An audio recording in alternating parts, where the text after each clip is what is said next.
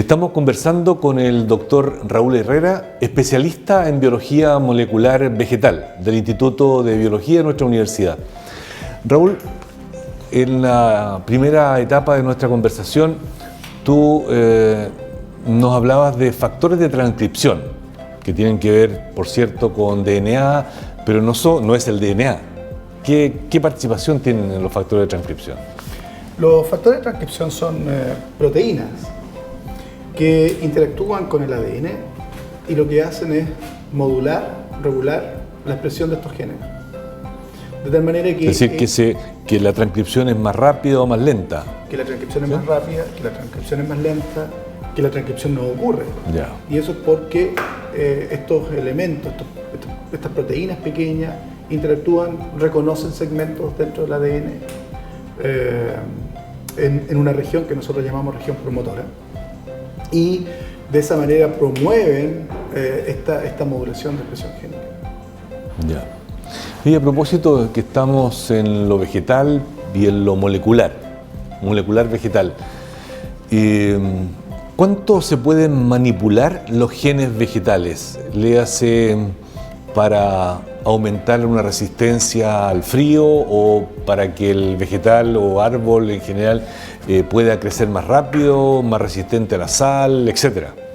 ¿Es posible manipular ese tipo de manipulación genética? Sí, es posible la manipulación genética. Hay ejemplos exitosos en donde se han introducido genes para otorgarle cierta resistencia a los vegetales. Probablemente el crecimiento demore un poco más, puesto que son muchos los genes que intervienen en el proceso de crecimiento. Sin embargo, un transgénico de álamo al cual se le redujo completamente la acumulación de lignina creció mucho más que aquel árbol que era silvestre o wild type, como se le llama en el lenguaje en inglés, que no tenía este gen o este transgen. Y probablemente creció más en compensación a la falta de lignina, y lo hizo aumentando la biomasa. Esto quiere decir, aumentó el contenido de celulosa. O sea, es un álamo más grueso, más alto. Es un álamo más alto y con hojas más grandes. Sí, sí. Ahora, lo que no sabemos, porque este es un árbol que se mantuvo en invernadero, lo que no sabemos es cómo se comporta en condiciones ambientales naturales, porque va a estar afecto al viento, va a estar afecto a la presencia de aves, va a estar afecto a la luz solar, digamos. De tal manera que esas son etapas de la investigación que no han sido publicadas todavía. Pero claramente el sistema biológico, cuando uno le introduce algún gen, compensa de alguna forma esa carencia que tiene. Tú te has adjudicado varios, primero para nuestros telespectadores. En Chile existen varias agencias que financian proyectos, pero una de las más importantes se llama CONICI, y particularmente dentro de CONICI hay un programa que se denomina FONDESI. El profesor Herrera se ha adjudicado varios de esos proyectos que duran 3 a 4 años. Y Raúl, ¿cuál es el último proyecto, el que está en ejecución actualmente? El proyecto efectivamente tiene que ver con el análisis y el estudio de este factor de transcripción que yo te comentaba, que regulaba una serie de genes, y en este caso en particular estamos interesados en los genes de síntesis de lignina. Lo que hemos hecho en el laboratorio y lo que nos proponemos hacer en torno al fondo, ¿cierto? Lo que hemos hecho en el laboratorio es que hemos introducido este gen en una planta modelo que se llama Arabidopsis, que nos permite a nosotros tener en un periodo corto de tiempo varias generaciones de... O sea, no tienes que esperar el crecimiento del álamo u otro árbol. Exactamente, que nos toma mucho tiempo. Y hemos visto, en este transgénico que construimos con este factor de transcripción, hemos visto que efectivamente modula la expresión de genes de la síntesis de lignina y la síntesis de flavonoides. Lo que nosotros hemos propuesto a FONDESI y que está contemplado en el proyecto que vamos a desarrollar, que iniciará dentro de los próximos meses, es tomar este mismo gen, introducirlo en Arabidopsis, pero en esta oportunidad lo que queremos hacer es expresar el gen cuando nosotros queramos.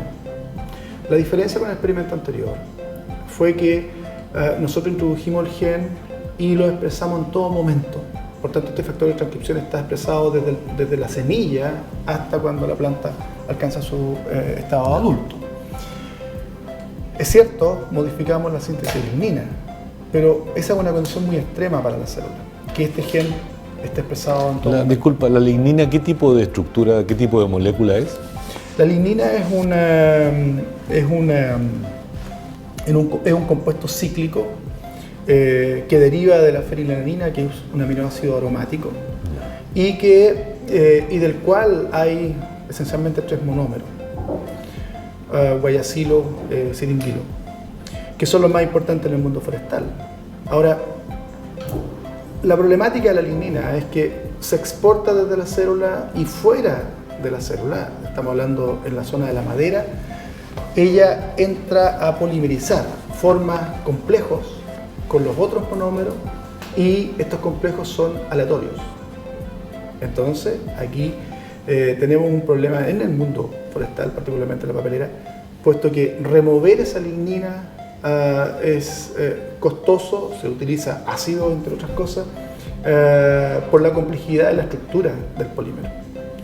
Un ideal para el mundo forestal podría ser, sin prescindir de la lignina, que el tipo de lignina que acumule ese árbol sea de un tipo de monómero. Así sería mucho más fácil removerlo, por ejemplo. Y esos son aspectos que también nos interesaría a nosotros conocer, cómo se genera, cómo se acumula el tipo de lignina en estos árboles. Mira qué interesante. Raúl, te voy a sacar un poco de la biología molecular vegetal y siendo tú un investigador senior, te manejas en el tema de las publicaciones científicas, por cierto, que son un último producto de la investigación, que cuando la investigación se comunica a los investigadores de distintas áreas a nivel mundial. Y tú sabes la importancia que tienen en cada disciplina, ¿verdad? Revistas cuyos artículos se leen poco, casi nada, que se leen un poquito, que se leen más o menos y que se leen mucho, ¿ya? Si uno se para en cuartiles en una determinada disciplina. Y por lo tanto hay revistas de mayor o menor impacto, léase para nuestros telespectadores, mayor impacto quiere decir que es una revista que tiene artículos que son muy leídas por los especialistas a nivel mundial. Y por otro lado, y a la vez cuando son más leídas, tienen más citas, es decir, otros investigadores citan ese experimento, por decirlo en términos simples.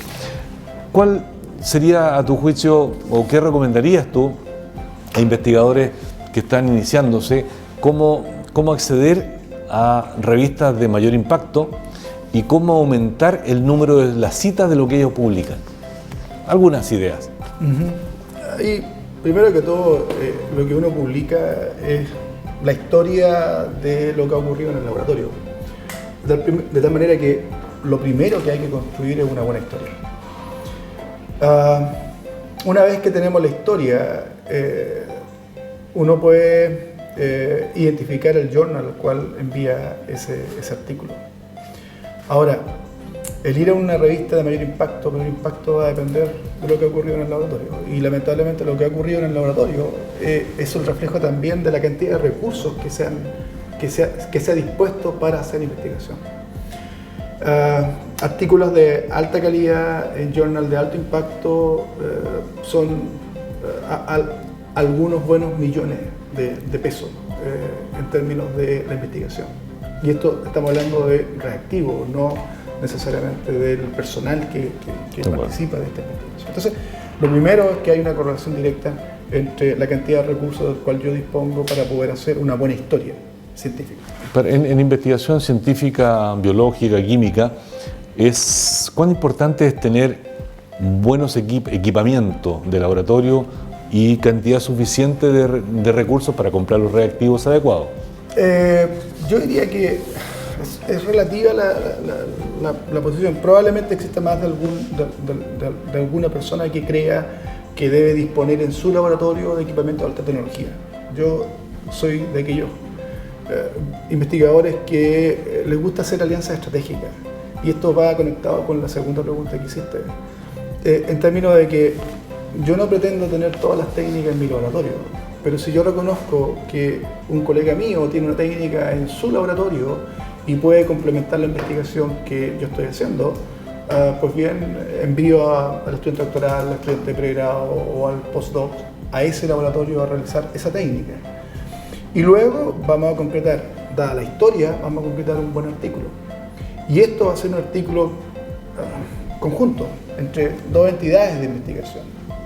Finalmente, el lograr buen impacto, el lograr buena visibilidad, el que te citen, está dado, uno, por la historia, dos, por la gente que forma parte del artículo también, puesto que cada uno de nosotros tiene su propia red de colegas con los cuales trabaja.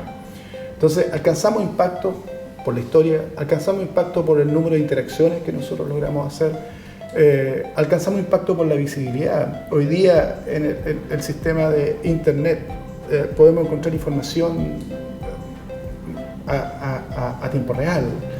Uno va a Google, pone el apellido y aparecen las citas bibliográficas o las apariciones en los periódicos o los informes que uno ha realizado, las presentaciones al Congreso. O sea, todo eso está dispuesto. Hay sistemas específicos de base de datos. ResearchGate es una de ellas en donde los investigadores han dispuesto para la comunidad científica de los artículos científicos. Y esa es una fórmula distinta de cómo nosotros operamos normalmente, que es a través de estos sistemas Scopus o sistemas bibliográficos Easy Web of Science, que es el que utilizamos. Todos bases de datos de información científica, por cierto, y que hoy día se populariza a través de este famoso sistema de ResearchGate.